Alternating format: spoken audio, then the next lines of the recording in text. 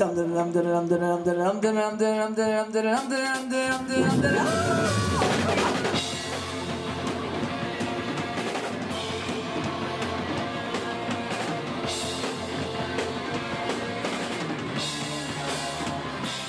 of my favorite artists that is a local artist from Boston is a band called Seven Spires, and I believe that their lead vocalist and arranger is probably one of the most inspirational local Boston metal musicians that I have, had the pleasure of following. I've always really been proud of my friend's work from the Smoky Bear Cave, from that venue, which is now defunct. Mostly it's the guy who stands across the street from the police station in Worcester.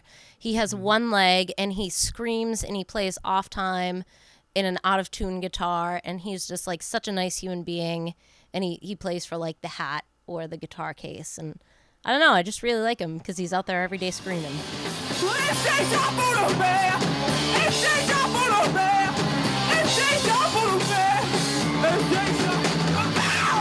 I know before the pandemic started, the Brookline Teen Center was like a huge hub for music. I know there were a lot of staple Brookline bands like, oh my God, like Tom Sue performing there, and that definitely did garner a lot of Brookline kids and Brookline music listeners. Ish.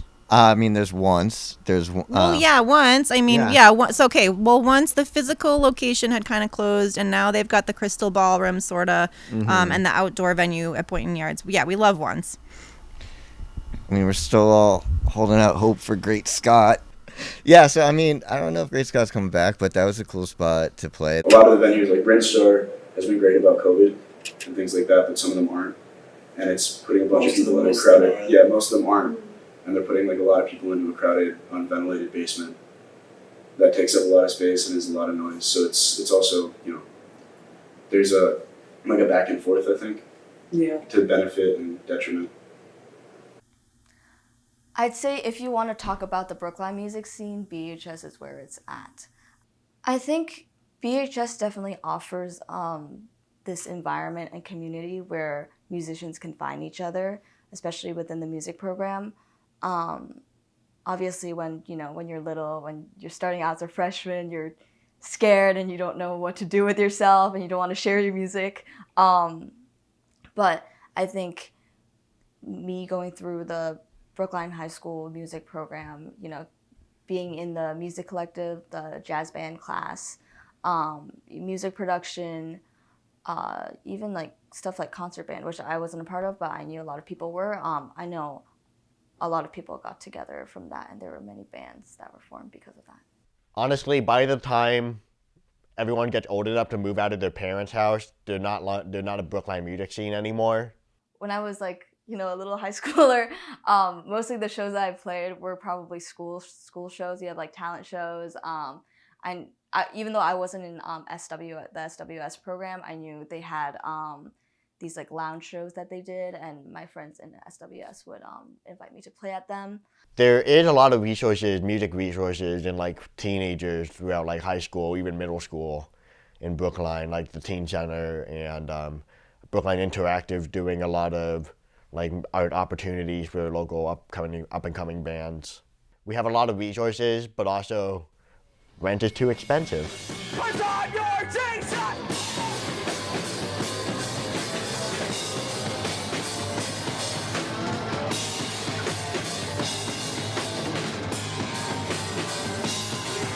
If you break my heart, call it blasphemous. Treat me like your savior, then treat me like shit. Calamity strikes down on the abyss.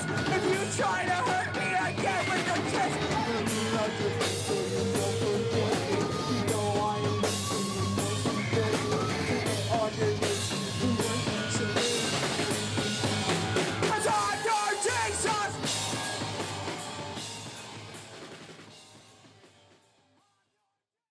Any opportunity that comes your way comes with so many obstacles, particularly in Boston, from what I've noticed. It's you have to, there's a lot of resources you have to provide yourself. If you have a show, they may not have a PA system for you. They probably won't have transportation for you. There's a lot of things that you have to figure out, and a lot of, money and time and effort that goes into these different ways to express, but they may not necessarily, support you in the beginning. And you're going to meet a lot of people that are kind of just, doing what they can to kind of climb their way through like the social chain and not really care about like whatever is like beneath them. So I think in a lot of ways, I think it is very welcoming. It's a great community, but it's like high school. It's like there's still going to be drama. There's still going to be people that are going to want to try and screw you over. It seems welcoming in a lot of aspects. I think that's changed throughout the years, but I think there's a lot of different people, so it's hard to say. Some people are, some people aren't. I feel like you're going to say something? I think it's telling that the first question that popped into my head was welcoming for whom. Yeah. So I guess that in and of itself answers my own mini question, which is like, it definitely has times when it is not. But I think that like, you can't even, I don't even know if we can say scene at this point. Like, can we say the music scene and mean one thing? Because there are all these different threads within it, and there's all these different mini scenes within it. And I think like the type of scene that I would expect to go find at, like, for example, a Once show, I'm going to expect to find very welcoming to women, any gender minorities, all sorts of different people with disabilities and different needs and different, everything. I find certain places to be very welcoming. I definitely think there's probably threads that are not that way, and do we call this all the same scene? I'm going to get philosophical and not really know the answer to that, I guess. I feel like it can be really difficult to break into if you're doing anything new in a lot of ways. Like if it's not a genre or a type of music that's more well known, there can be resistance to like getting booked.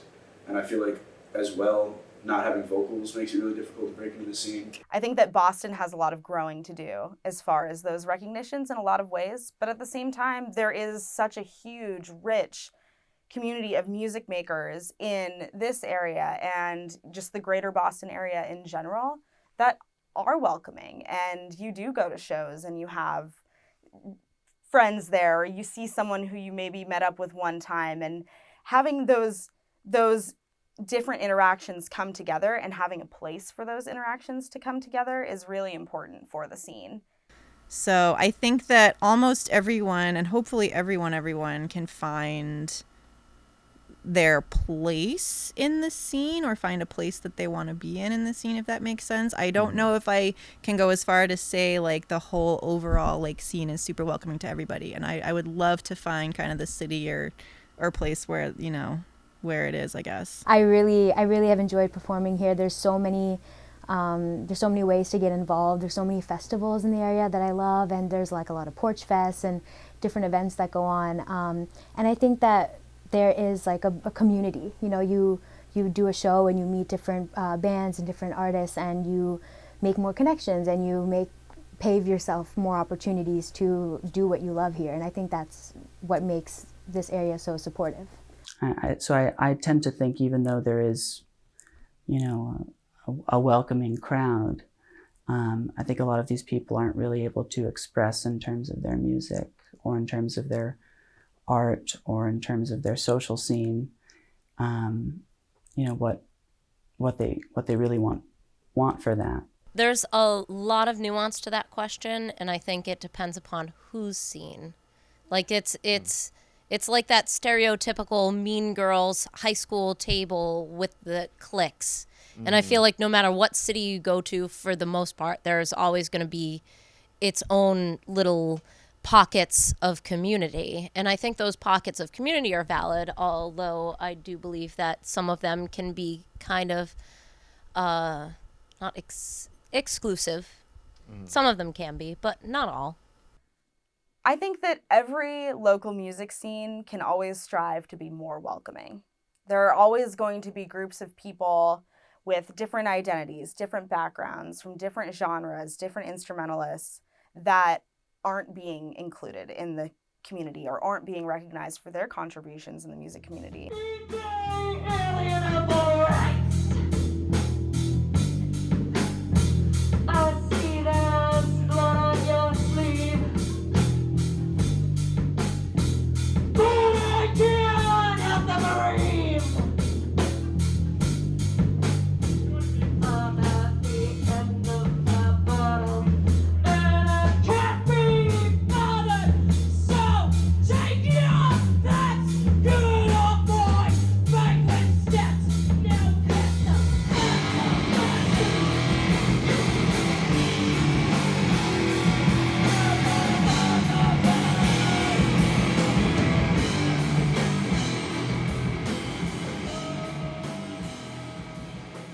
like education's so important. Like, especially as a musician, you know, it's like as music is constantly evolving through technology, just through instruments, through different genres, like different everything, you know, the education and understanding the basics of it is so important. But then you also kind of see, you know, colleges where it's like just so ridiculously expensive. I think a lot of the kids that I see who play out are either, you know, they're involved with a college like in the sort of normal Boston way, like taking classes or, you know, learning something, you know, from like, you know, the school that they went to or the school that they're in.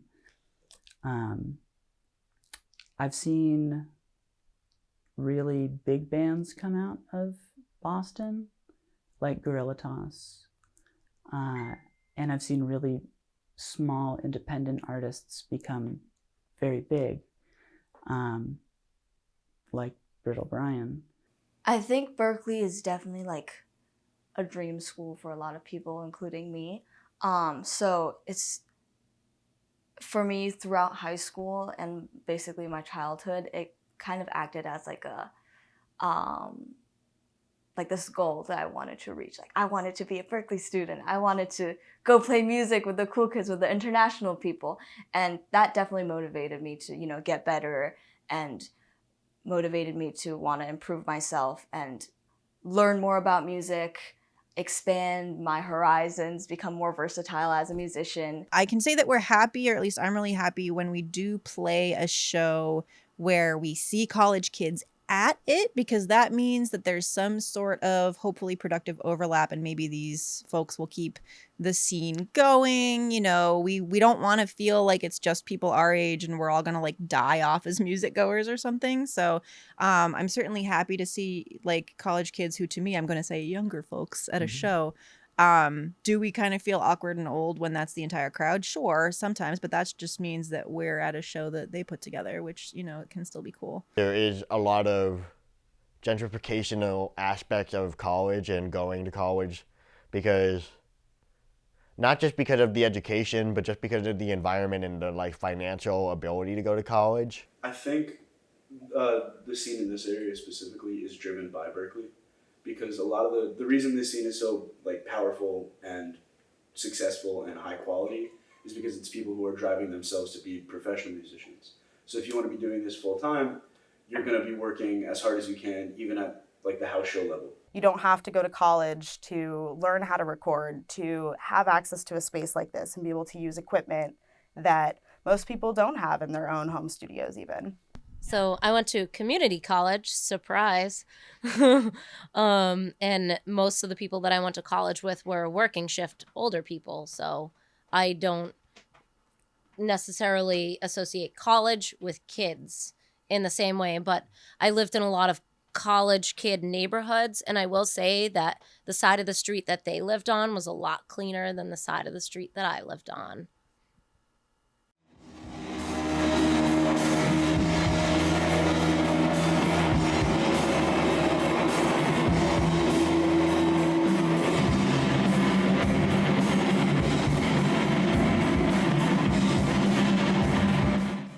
Gentrification definitely has a big impact on the Boston music scene. We have seen a lot of venues, a lot of practice spaces, studios be faced with losing their space, losing their physical location, or losing their business entirely. And with the pandemic in combination with gentrification, it's caused a lot of hiccups in the music community here. And I think it's really important that we all keep in mind how that impacts music makers and how we can work towards providing more music making space of all kinds. When you're paying for rent in Boston or something like that, what you're paying in rent, you're not paying in strings, in gas, in everything else. And it's a big issue. Like, because you can't sustain a music career if you're making enough, like barely making enough to like survive, like keep yourself housed. Yeah. That's a hard one because it's just starting to happen. We saw the demise of Great Scott, which was a fantastic local venue, and so many house shows which, you know, barely are open before they're closed. There is, you know, some recourse to this. If if you're a professional musician, you know, you might be able to play, you know, opener or even headliner, you know, at a bigger venue, and make, you know, money, which, you know, is not the usual thing for most indie touring bands. I think it's killed a lot of the underground scene. The house shows are, I mean, maybe it's also because I might be older. I mean, there's a few houses around, but like it doesn't seem like it was like 10 years ago. And I think the bars are, you know, coming in and making it harder for people with lower income to like come out. It's just damaging on all aspects, because while we do have a lot of loud musicians in like some venues, like in Cambridge, like punk, hardcore, metal, a lot of like extreme hip hop or like hardcore hip hop shows that would be able to be booked a few years ago, those venues are now closed because of either COVID or just gentrification, or pretty much both of them combined at once.